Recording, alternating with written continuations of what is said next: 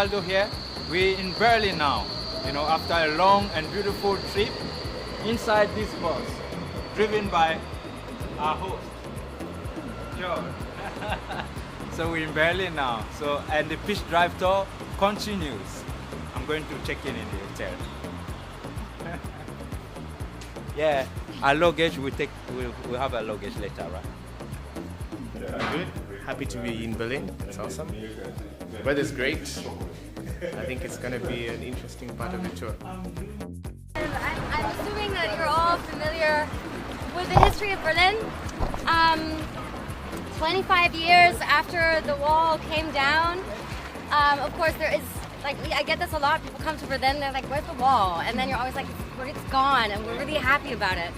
So there's not a lot of spaces in the city where you can actually see remains of the wall and what it used to look like. This is one of them. This is super close, as you know, to your hotel, so you can feel free to come here and sightsee in your own time. We're going to walk past in a minute, which is sort of an outdoor wall museum they reconstructed to show what it was like and what sort of the death stretch from the wall they had built to separate east and west. And then another inner wall they had built in the east side, and the strip of land in between looked like. So from East Berlin, you couldn't just walk up to the wall. You could only walk up to like the pre-wall and then the no man's land in between. From the west side, you could walk up right up to the wall. That's why it was all graffitied, because we didn't want it there in the first place, right?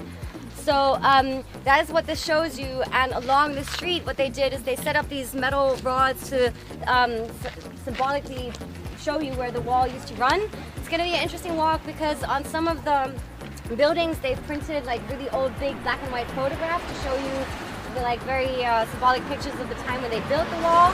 And yeah, so you can ask me stuff on the way. I know we need to keep moving for time, and I recommend you come and do this maybe one afternoon or morning in your own time as well.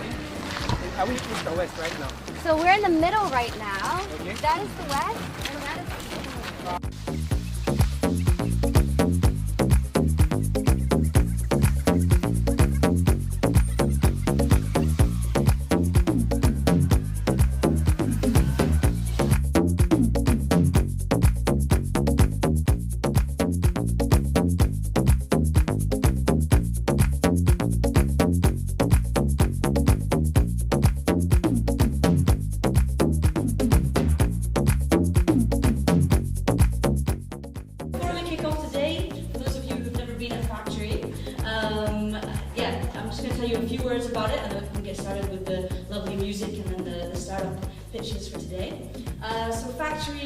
What we do here is that we run obviously some beautiful events in this space like today and also in our basement. That's one of our products, but the main thing that we do here is that we have a membership, and this membership has three core things. And the first thing is the network, and this network is an international pool of talent, from freelancers to co-founders, founders, to a whole wide range of really creative and inspirational people. And you can apply to become a member here at Factory, and then once you are accepted, you also can enjoy some space where you can meet people, you can work together, you can create, and we have 2 floors for now, on our ground floor and up here. We also have our factory kitchen on site, which is open to the public, and finally we have all the events that we run, like I already mentioned at the beginning, and we have our own formats, such as our meet and pitch or jam session. We have a wide range of quite cool events, and we run also events with our partners such as Google for Entrepreneurs and many others. And member events, of course, you can run your own events. So that's kind of the overview of what we do here. Otherwise, you can also find out more information on Factory Berlin But yeah, that's a little bit about what we do here. I'm Ashley, by the way, event manager here, so if you also have questions, feel free to approach me. Otherwise, I'm going to hand over the mic and let's get today's event started. Thanks. Before we start, we also brought something for you guys from Africa, which is Muntu Valdo. Can you welcome Muntu? A couple of minutes, but I hope I will help relax your mind a bit. Huh?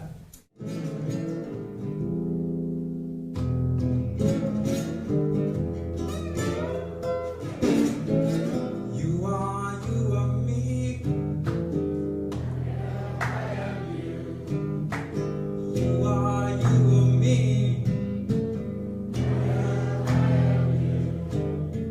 You're the masterpiece, bro. A very beautiful flower. Ever bloom on the earth, gifted with the mighty power. You are me.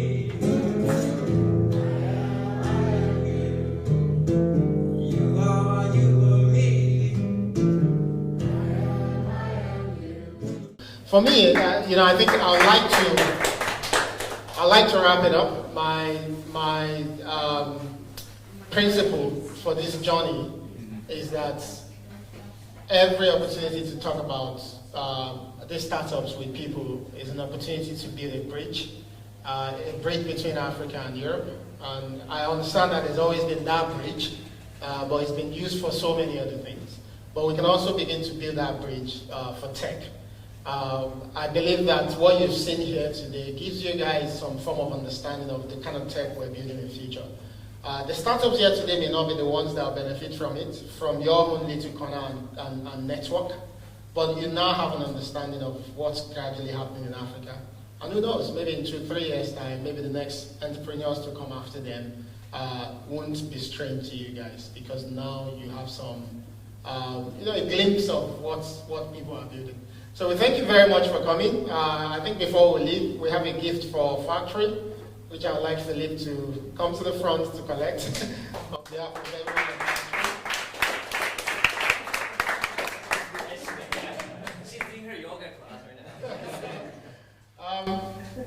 So I guess what we have is just something to show how Africa is now being fully plugged into the digital world. Thank you very much. We hope you find a home for it. Definitely. Within your Next space. way, yes. Thank you. And thank you for hosting us.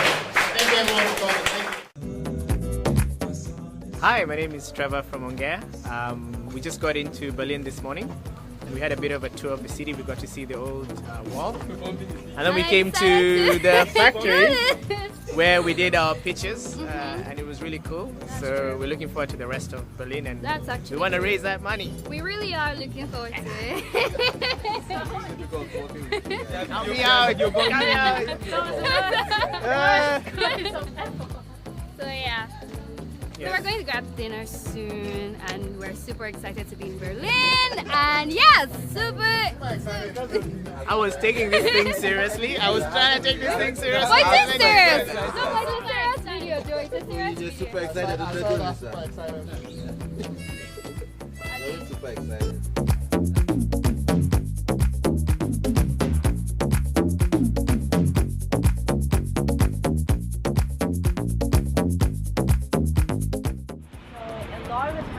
Germany, the startup scenes will work with or try to model themselves with what corporates there are in the area. So in Berlin, it's very specific, or we have a lot of creative industries, music, arts, entertainment, because that's like Berlin doesn't really have industry. That's what we have here.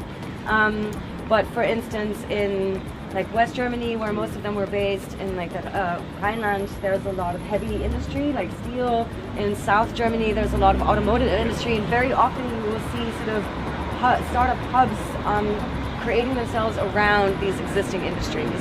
And we had a quick chat yesterday that sometimes this causes very passionate discussions with American folks, because they're all like, it's not disruptive, you're just playing along with your corporate sector, it's not like, torpedoing their business models is improving them. And then we'd be like, yeah, but that's why we still have an industry here, you know?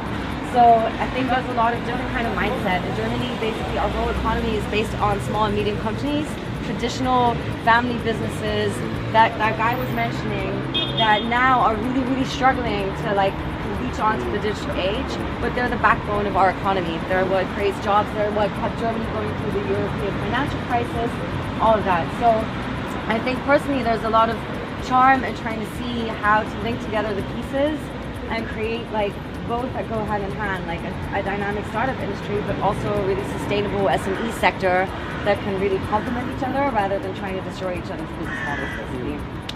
Into the place we're going now, because the place we're going now is this innovation campus that I discovered recently that's built up by different organizations. The Technical University of Berlin is involved, but there's also Deutsche Bahn, Cisco, there's a lot of corporates that also host their innovation spaces there. So it's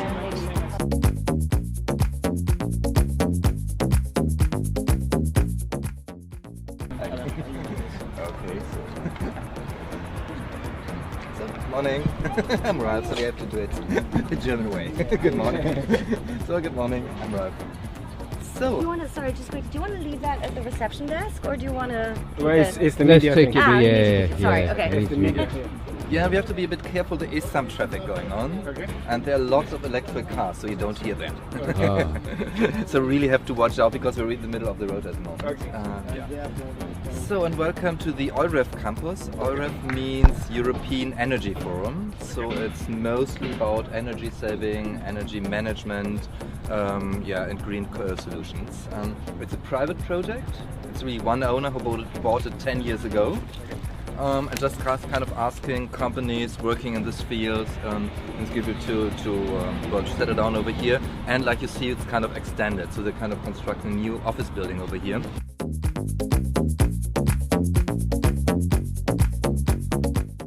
And therefore this management, they're working on it in the so-called innovators. It's Schneider Electric, Deutsche Bahn working together. So it's really the management of it, which is more complicated than I thought. So in this, when they kind of do a presentation, I always learn something new. But there are just different means of charging, I think, and managing it, when to use which kind of energy. That's really important. But I'm not an engineer. Good. Yeah, let's have a look around.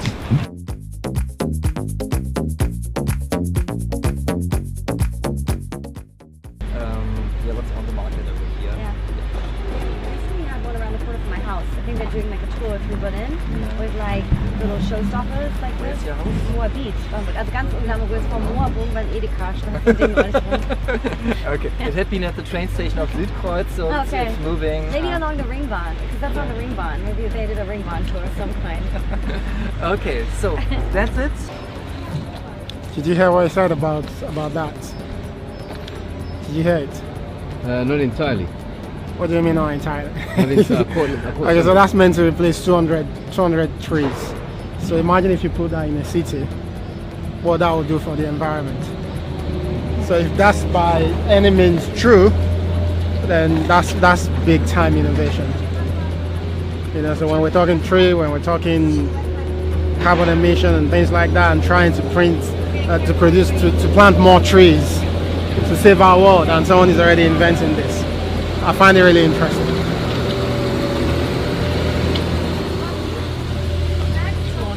200.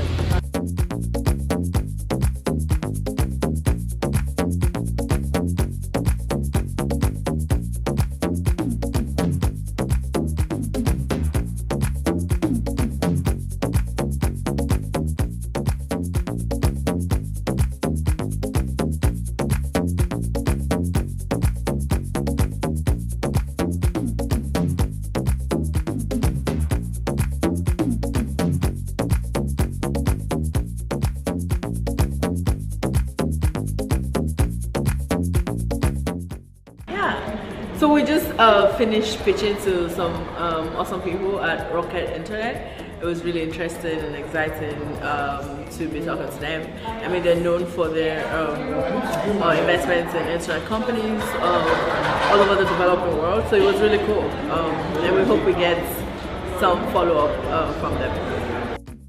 Nice. So as you can see, Rocket Internet, this is actually the HQ, massive building. So we had the privilege of pitching to the Global Founders Capital, which is almost like affiliated to Rocket Internet, and I think each of the guys got about 3 to 4 minutes to pitch. So good start and good opportunity again to speak to people who actually understand Africa and are looking to invest in African companies. These guys have invested in a number of technology companies in Africa, mainly through Rocket Internet, of course. I think it was exciting. A lot of the guys actually pitched without a deck, and I thought some of their pitches were way better than even when they pitched with a deck. So, you know, we're going back to the hotel now to have our usual review and chat, and again, prepare ahead for the main event tomorrow. So, you know, Berlin, thank you so far, and we hope we get some money from them.